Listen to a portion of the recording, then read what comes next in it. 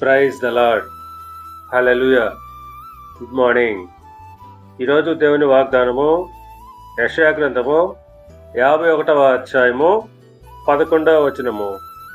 వారు సంతోష ఆనందము గలవారగుదురు, దుఃఖమును నిట్టూర్పును తొలగిపోవును. ఆమేన్.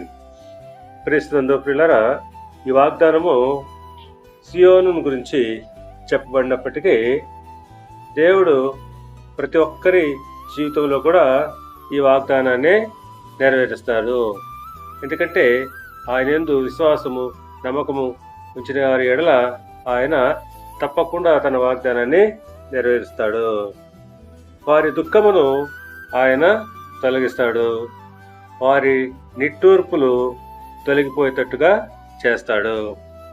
అవును, యెషయా గ్రంథము 60వ అధ్యాయము 20వ వచనం ప్రకారముగా, యెహోవాయే నీకు నిత్యమైన వెలుగుగా ఉండును, నీ దుఃఖ దినములు సమాప్తములగును.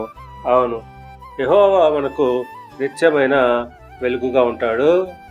మనము ఇంతకాలము అనుభవించినటువంటి దుఃఖాన్ని ఆయన తీసివేసి సంపూర్ణమైన సంతోషాన్ని, ఆనందాన్ని కలుగజేస్తాడు. దేవుడు మిమ్మల్ని దీవించి ఆశీర్వదించి వర్ధిల్ల చేయును గాక. ఆమేన్.